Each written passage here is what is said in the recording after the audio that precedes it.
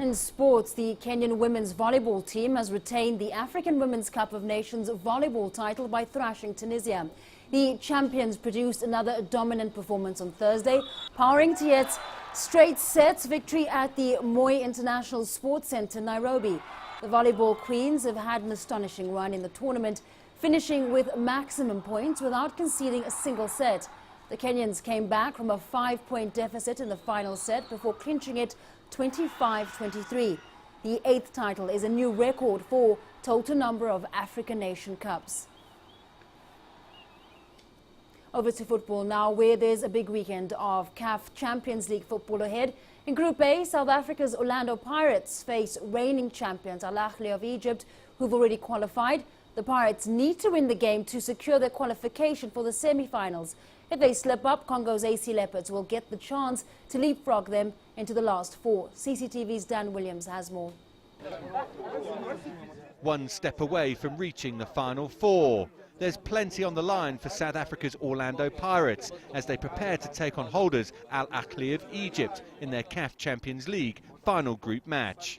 Pirates need to win it to guarantee their passage to the semi-finals. They did just that when the two sides met early in the competition, but the Orlando side expects a much tougher match this time round. They'll be well prepared because they know us better now. I think in the first couple of games there was a little bit of an element of surprise. Now they'll be well prepared. They'll have studied us as well, and we've studied them. But they're a good side. They're technically very good. They're tactically probably one of the better teams in Africa, without a doubt. We do better against teams that play good football, and I think they're one of the better ones. One factor that could have an influence is that Al Ahly have already qualified for the semi-finals. But given Pirates thrashed the Egyptians in their own backyard, the Pirates players expect the visitors to be well motivated. I don't think it will help us, the fact that they qualified, offhand. I think beating them 3-0 on their home ground left a bad taste in their mouth. So obviously they want to get one over us on our home ground, So it's for us to go at them, I think if we beat them, we go on top of them, I think head to head we're much better than them, So all we need to do is to win the game. Pirates have won this competition before, but that was way back in 1995.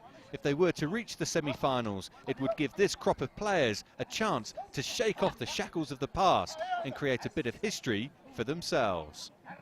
I think for us it means great, It means for us to go there and make sure that everyone, you go there and give 200% effort, and make sure that we win the game, especially for our supporters.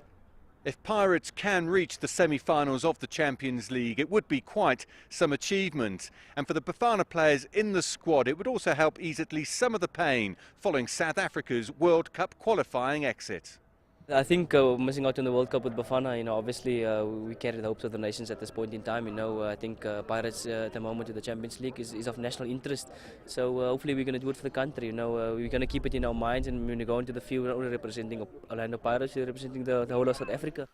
What is certain is that Pirates fans around the country can expect a tense afternoon. Dan Williams, CCTV, Johannesburg. Jamaican sprint sensation Usain Bolt revealed on Thursday that he may not retire in 2016 and is also hoping to compete at next year's Commonwealth Games in Glasgow. The six-time Olympic champion had previously suggested that he would bow out after the 2016 Games in Rio de Janeiro, but he hinted that he could elect to continue in the sport for an extra year in order to compete at the 2017 World Athletics Championship in London. Bolt also expressed enthusiasm to take part in the Commonwealth Games, having never previously competed in the quadrennial event for nations from the former British Empire.